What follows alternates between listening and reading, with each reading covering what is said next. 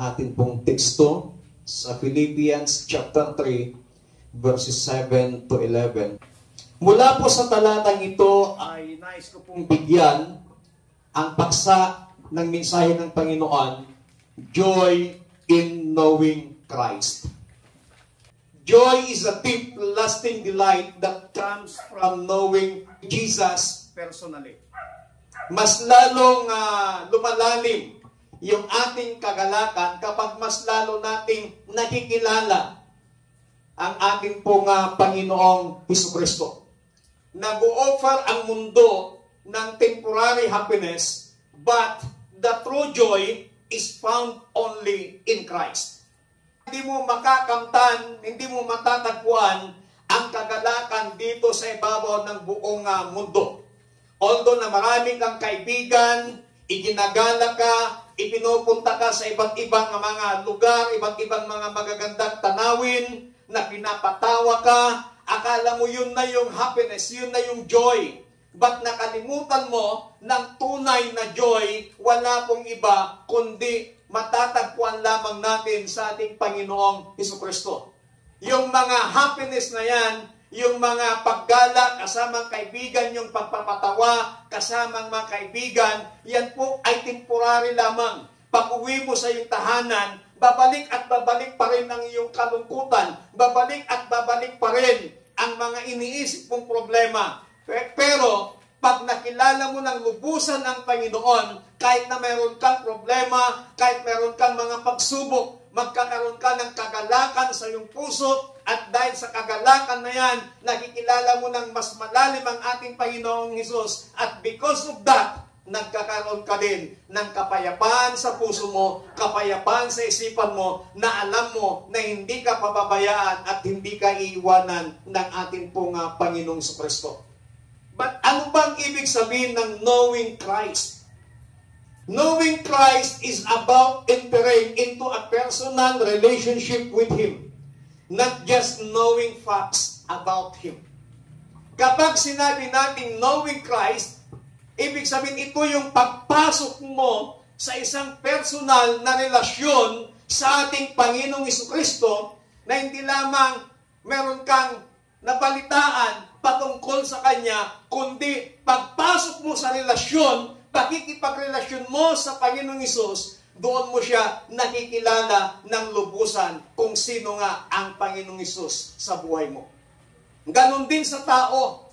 Kapag hindi mo nakikilala ng lubusan ng tao, ibig sabihin hindi ka pumapasok sa isang relationship. Pero pag pinasok mo ang isang relationship sa isang tao, doon mo siya mas lalong nakikilala kung sino nga ba talaga ang taong ito. At habang nakikilala mo kung sino talaga ang taong ito, at patuloy mo siyang tinatanggap, patuloy mo siyang minamahal, hindi doon sa mga kalakasan niya, hindi doon sa mga mabubuti, magagandang bagay na meron siya, pero mas lalo mong minamahal sa mga pangit, sa mga negative na nakikita mo sa kanya. That is a true relationship.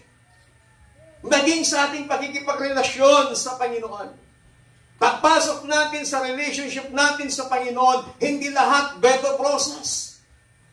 Nang akala ng iba, pag nakipagrelasyon ka sa Panginoon, wala nang problema, wala nang pagsubok. Pero nagkakamali po, dahil kapag tayo po ay nakipagrelasyon sa Panginoon, para mas lalo mong makikilala kung sino itong Diyos na kinarelasyon mo, makakaranas ka ng iba't ibang problema, iba't ibang pagsubok. Why? Para iparanas sa iyo ng Panginoon yung hindi niya pagpapabaya at hindi kanya iiwanan ni pababayaan man. Ganun po ang ating Panginoong Kristo. Knowing Christ involves faith, recognizing Him as Lord and Savior, trust, commitment, and experiencing His love and grace. Kung sa sarili nating kalakasan, wala po tayong magagawa. But because of the grace of God, na araw-araw, binibigyan niya tayo ng lakas. Because of the grace of God, na araw-araw, binibigyan niya tayo ng mga kalakasang physical, kalakasang spiritual, binibigyan niya tayo ng kapayapaan, binibigyan niya tayo ng kagalakan. Kaya ang lahat ng bagay, nakakaya natin because of the grace of God. Kaya bawat Isa po sa atin, bilang isang mananampalataya, dapat maunawaan po nating mabuti na ang kagalakan ay hindi nakabase sa mga sirkumstansya ng ating mabuhay, but ang kagalakan ay nakabase sa ating Panginoong Hesukristo. Ang tanong po dito, why is it so important that we have the joy in knowing Christ? Bakit napakahalaga na tayo ay magkaroon ng kagalakan sa pagkakakilala sa ating Panginoong Hesukristo? There are three truths about joy in knowing Christ. Tatlong katotohanan na kagalakan sa pagkakakilala natin sa ating Panginoong Hesukristo. Sa verse 7 and 8, ngunit dahil kay Kristo, ang mga bagay na pinapahalagahan ko noon ay itinuring kong walang kabuluhan ngayon. Oo, itinuring kong walang kabuluhan ang lahat ng bagay bilang kapalit ng lalong mahalaga, ang pagkakilala kay Kristo Jesus na aking Panginoon. Ang lahat ng bagay ay ipinalagay kong walang kabuluhan at ikinuring kong basura, makamtan ko lamang si Kristo. Knowing Christ is more valuable than anything else. Ang pagkakakilala kay Kristo ay higit na mas mahalaga kaysa lahat ng bagay. Knowing Christ is more valuable than achievements. Kung titingnan po natin si Apostol Pablo, napakarami niyang mga privileges, napakarami niyang mga nakuhang education, kinikilala siya, mataas ang kanyang tinapos. He is interpreter of the law. Mataas po, nire-respeto sa lipunan si Apostol Pablo. Meron siyang magandang reputasyon. But, nung nakilala niya ang ating Panginoong Hesukristo, He's willing to give it all up because of Jesus. Kaya nga sinabi ni kapatid na Pablo na itinuring niyang walang kabuluhan ang lahat ng mga bagay na kanyang nakamit. Yung pagiging interpreter of the law niya, yung pagiging respetado niya sa lipunan, noong hindi pa niya nakilala ang Panginoon, pero nang nakilala niya ang Panginoong Hesus, ang lahat ng yon ay itinuring niyang walang kabuluhan.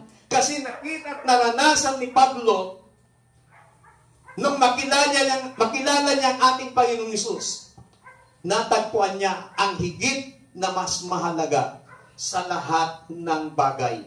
Kinalimutan niya yung kanyang mga achievements, isinuko niya lahat sa ating pong Panginoon. Hindi niya dinala yung kanyang achievements nung tinawag siya ng Panginoon. Hindi niya dinala yung kanyang position nung tinawag siya ng Panginoon. Isinuko niya lahat ito sa Panginoon. Antik no, dahil isinuko ni Pablo ang lahat sa Panginoon, ginamit ng Diyos si Apostol Pablo sa iba't ibang lugar at kumalat, dumami ang mga mananampalataya sa iba't ibang lugar dahil sa pangangaral ni Apostol Pablo sa salita ng ating pong Panginoon. Anything that represents or competes with Christ is ultimately worthless. Ang lahat ng bagay na meron tayo, nakakompetensya sa ating pagkakakilala at paglilingkod sa Panginoon, ang lahat ng yon ay walang kabuluhan. Higit na mas mahalaga ang ating Panginoong Kristo kaysa lahat ng bagay. Knowing Christ is more valuable than positions. Ang pagkakakilala kay Kristo ay higit na mas mahalaga kaysa sa mga bagay na meron tayo. Paul considered everything as loss compared to the treasure of knowing Jesus. Knowing Christ is not just important, it is most important. pagkakakilala natin sa Panginoong Jesucristo ay hindi lamang mahalaga, kundi ito yung pinakamahalaga sa buhay ng isang tao. Why? Ang sabi ng Biblia, if we have Christ, we have all everything. Kung merong Kristo sa buhay mo, meron ka ng lahat ng bagay. Tandaan mo, yung sinabi ng Panginoon, yun palang fruit of the Holy Spirit. Love, joy, peace, meekness, kindness. Hindi po yun nabibili. Pero dahil meron kang Kristo sa puso mo, meron kang Kristo sa buhay mo, yun ay ibinibigay sa iyo ng Panginoon. Yung gifts of the Holy Spirit. Napakaraming gifts of the Holy Spirit. Hindi yun kayang bilhin. Pero dahil meron kang Kristo sa puso mo, mapapasayo yung mga gifts of the Holy Spirit. Kaya Nabi ng salita ng Panginoon, if we have Christ in our heart, in our lives, we have everything. Yun yung pinakamahalaga sa lahat ng bagay. At ang pinakamainam dyan, kapatid, meron kang tahanang inilaan ng Panginoon na kailanman ay hindi nawawasak, na kailanman ay hindi nasisira, at ang gumawa mismo ng tahanan yan, walang iba, kundi ang ating Panginoong Kristo. At saang lugar yan? Ang sabi ni Jesus, in my Father's house are many mansions. Doon sa tahanan ng Amang nasa langit, doon nag-iintay ang ating tahanan.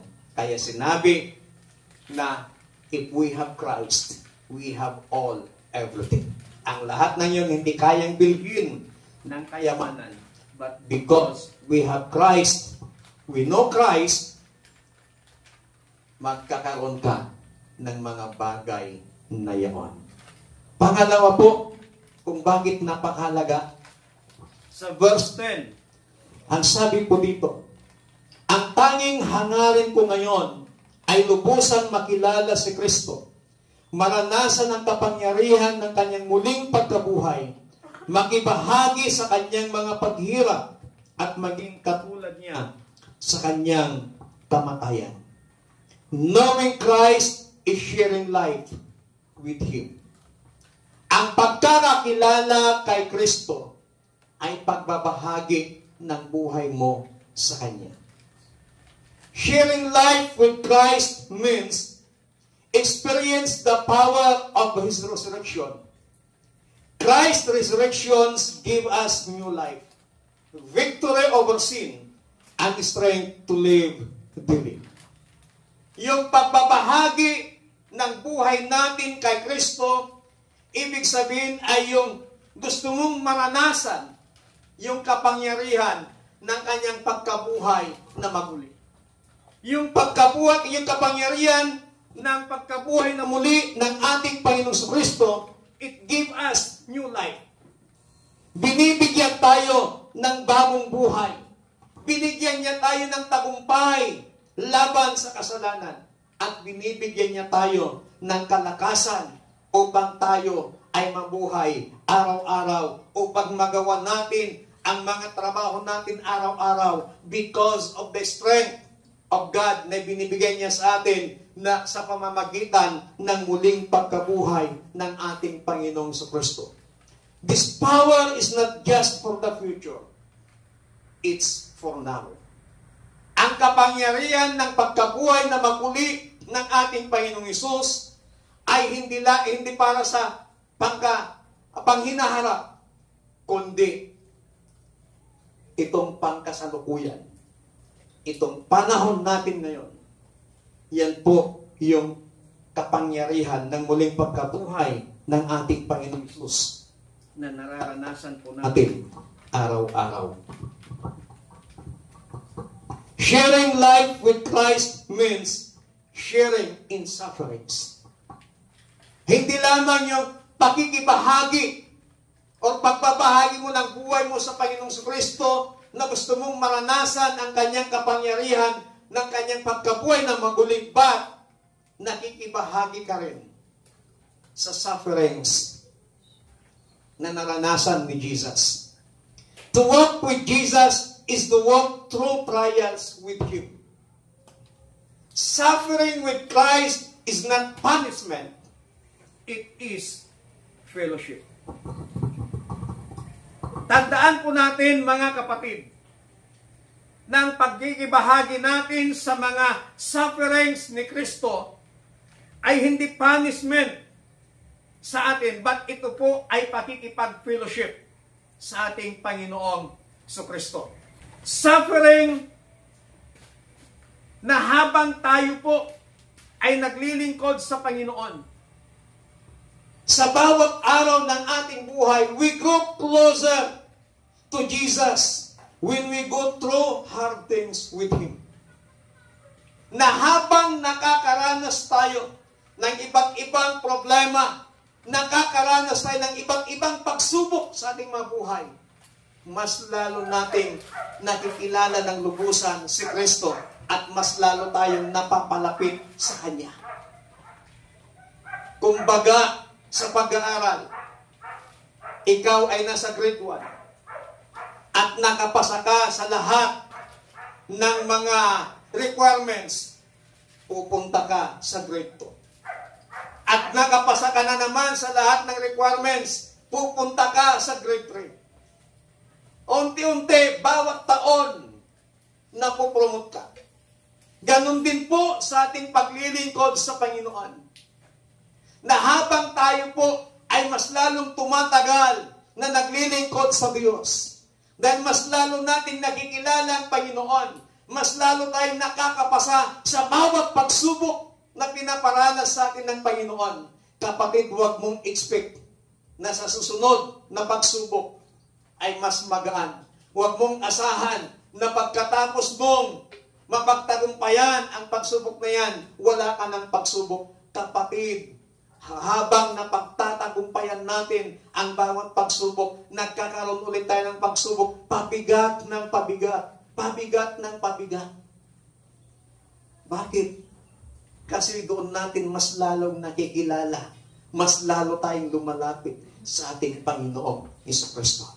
Katulad din sa pag-aaral na habang tumataas ang vital mo, habang tumataas na pupunta ka sa high school, napupunta ka sa senior high school, napupunta ka sa first year college hanggang fourth year college, lumalalim ang mga pag-aaral, lumalalim ang mga itinuturo ng mga teacher sa bawat estudyante. Kasi nakabase sila sa kakayahan ng bawat estudyante. Ganon din po ang Panginoon. Alam kasi ng Diyos na kaya mo yan, kaya ka binibigyan ng ganyang pagsubok.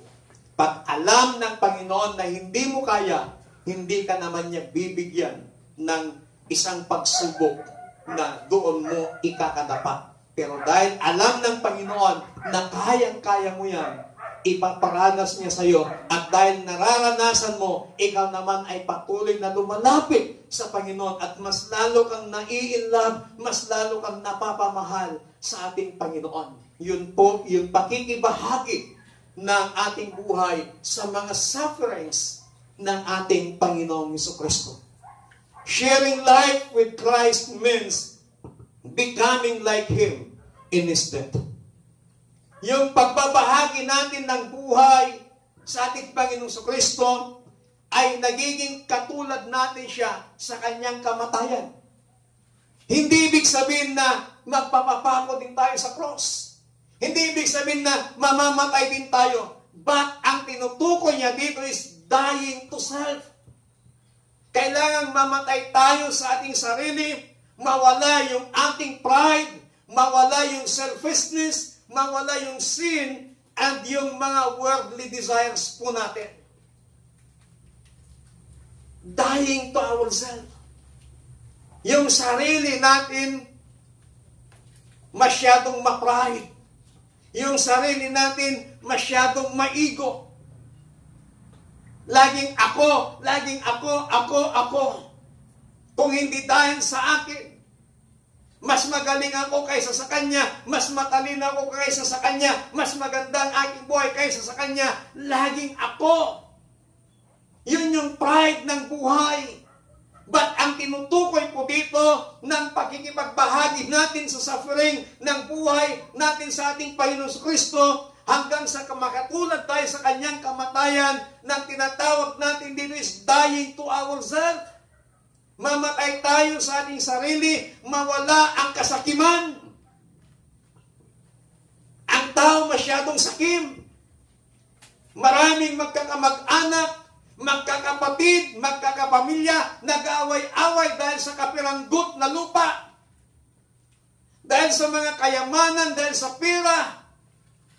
Kasi andun yung kasakiman. Pero kapag ikaw ay mamatay sa iyong sarili, matatanggal, mawawala ang kasakiman sa puso mo, kasakiman sa buhay mo. Isa lang naman ang common denominator. Bakit nag-aaway-away minsan ng magkakapamilya? Because of selfishness. Because of pride. Walang gustong magpakumbaba. At dahil namatay tayo sa ating sarili, kinakalimutan natin yung mga worldly desires. Yung mga kasiyahan sa mundo. Maraming ino-offer ang mundo na kasiyahan. But if you are a Christian at namatay ka sa iyong sarili like Christ, wala na yung mga desire mo sa mga kasiyahan sa mundo niyan na ini-offer ng mundo. Pangalawa, sharing life with Christ means becoming like Him in His death. Yung una, dying to self, and then living the crucified life. Mamuhay na nakapako ang ating buhay. Saan? Ulitin ko, hindi kailangan magpapako din tayo sa cross. But ang sinasabi po dito, we must fully surrender to God's will. Yung isuko natin ang lahat sa kalooban ng Panginoon. Hindi yung ating sariling kalooban. Kundi isuko natin kung ano yung kalooban ng Panginoon sa ating mga buhay. Pangatlo at ang panghuli, knowing Christ is give us hope for the future. Sa verse 11, umaasang ako man ay muling bubuhayin mula sa kamatayan. Si Apostol Pablo, sinabi niya na gusto niyang maranasan ang kapangyarihan na mag-uli ng ating Panginoon Kristo. Gusto niyang maranasan makihati sa mga pighati, paghihirap ni Kristo. Bakit? Dahil umaasa si Pablo na siya rin ay muling bubuhayin mula sa kamatayan. Ibig sabihin, yung pagkakakilala natin kay Kristo ay nagbibigay ng pag-asa sa panghinaharap. Yung inaasahan dito ni Apostol Pablo is resurrection life. Yung future na tinutukoy dito ni Pablo is resurrection life. He is confident na kapag siya'y namatay, kapag siya'y mamatay dito sa mundong ibabaw, magkakaroon ng muling pagkabuhay. Kaya sinabi ni kapatid na Pablo in the book of 1 Corinthians chapter 15, ililibing ang tao na may kapintasan. Ililibing ang tao na may mga sakit. Pero siya ay muling bubuhayin na walang karamdaman, walang kapintasan. Namamatay ang tao because sa sakit.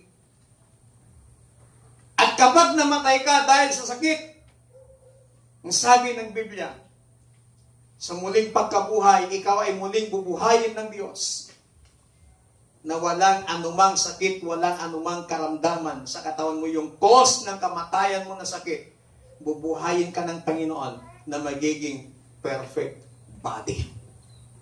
Walang kapintasan, walang karamdaman, walang sakit. Yun yung confident ni Pablo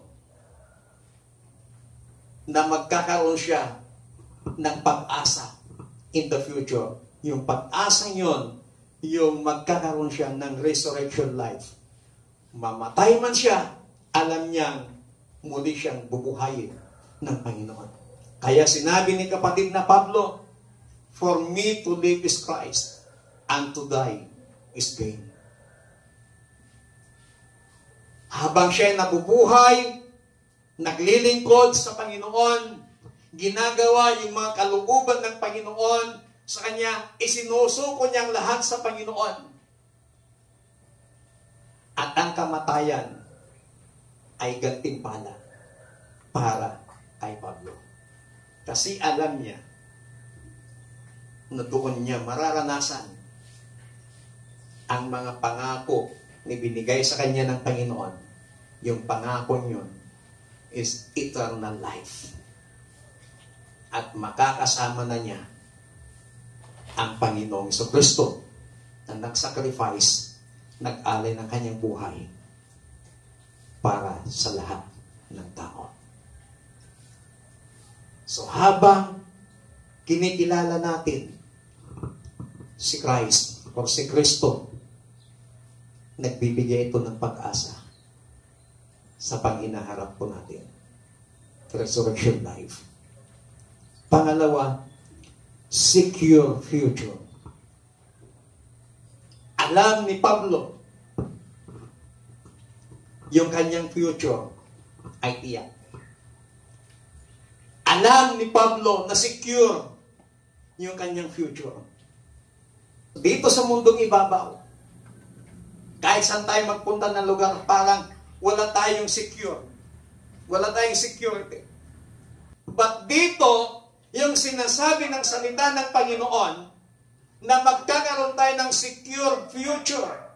Our hope is not in this world, but in Christ's promise of eternity. Ang ating pag-asa ay hindi dito sa mundong ibabaw, kundi sa mga ipinangako ng ating Panginoong Jesucristo. In Him we have peace now and a guaranteed hope ahead. Sa pamamagitan ni Kristo Jesus, magkakaroon tayo ng kapayapaan ngayon at ginagarantihan niya ang ating pag-asa sa hinaharap.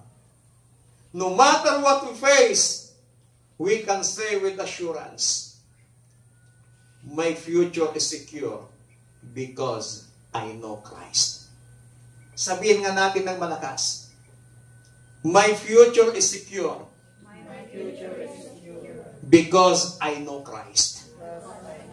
Palakpakan natin ang Panginoon. Heaven is not just a place. It's being with Jesus forever. Ang langit ay hindi lamang basta lugar, kundi makakasama natin dito si Kristo sa pangwalang hanggan. Let hope shape our choices, shape our attitude, and shape our values. Hayaan po natin ng mga pag-asang ito. Ibaguhin niya ang ating pagpipili. Baguhin niya ang ating mga attitude. Baguhin niya yung ating mga values. At hayaan natin ng Panginoong Hesus patuloy na maghari sa ating mga puso. At hayaan po natin na yung pagkakakilala natin kay Kristo ay magkakaroon tayo ng pangwalang hanggang kagalakan. Tayo nga pong lahat ay tumayo. Tandaan po natin, joy is not found in any status. Joy is not found in possessions. Joy is not found in accomplishments. It is found in knowing Jesus deeply, trusting Him fully, and living in hope. Make it your life's goal to know Christ more each day. Hangarin po natin sa ating mga buhay na lubusang makilala si Kristo sa bawat araw. Because the more we know Christ, the deeper the joy we have. Na habang mas lalong lumalalim ang pagkakakilala natin kay Kristo, mas lalong lumalalim din ang ating galakan. Real joy is not found in comfort, but in walking closely with Christ through every season. We must surrender everything to Jesus because karapat-dapat siya sa lahat ng bagay. Awitin natin yung tunay na Diyos.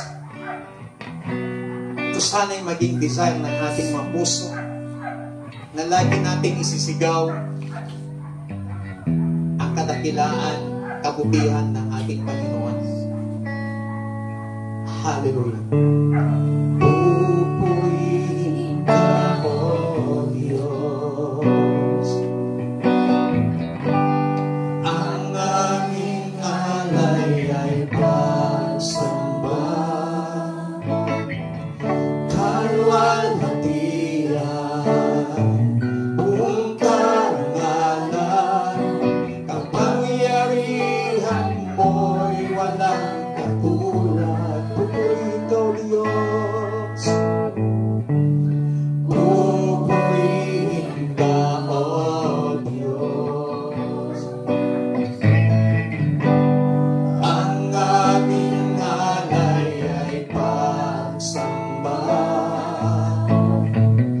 kalwalhatian, buong karangalan, kapangyarihan mo'y walang katulad. Ikaw ang tunay na Diyos, ika'y walang katulad, ika'y nag-iisa, ikaw lamang walang iba. Hallelujah. Sa'yo ang aming alay. Yes, Lord. Hallelujah. Isisigaw sa buong mundo na ikaw ang tunay na Diyos. Hallelujah. Na ikaw ang tunay na Diyos, ika'y walang katulad, ika'y nag-iisa, ikaw lamang wala ng iba. Sa'yo ang aming alay, dinggin ang aming tinig. Isisigaw sa buong mundo, isisigaw sa buong mundo. Isisigaw sa buong mundo, isisigaw, hallelujah. Isisigaw sa buong mundo, kadakilaan mo. Kapatid, sa umagang ito, lagi nating i-desire na mas lubusan nating makilala si Kristo sa bawat araw ng ating mga buhay. Because knowing Christ is more valuable than anything else. Knowing Christ is more valuable than our possessions. And knowing Christ is giving us hope in the future. Hallelujah. Panginoon, sa umagang ito, maraming salamat sa inyong mga salita na kung saan patuloy mo kaming tinuturuan na magkaroon kami ng kagalakan para mas lalo ka naming makilala sa aming mabuhay. Panginoon Kristo, in everyday in our lives, patuloy ka pong magpakilala sa amin. Gusto ka naming makilala ng lubusan, Panginoong Isus. Kaya patuloy po kayong magpakilala sa buhay ng bawat isa sa amin. And the Holy Spirit, we invite you, when the things comes, na magpapakilala ng lubusan ng aming Panginoon sa Kristo. Tulungan mo kami, precious Holy Spirit. Panatilihin mo ang kapayapaan. Panatilihin mo ang kapanatagan. Panatilihin mo ang kagalakan sa aming puso at mga isipan. Na hindi kami pababayaan, iniwanan ng aming Panginoon sa Kristo. Salamat sa iyong masalita. Patuloy mong pagpalangin, palakasin ang bawat isa at patuloy kang kumilos sa buhay ng bawat isa. Salamat po ng marami. We give you all the glory, praises, adoration, and thanksgiving. In Jesus Christ, may name we pray. Amen. Palakpakan po natin ang malakas ng Panginoon.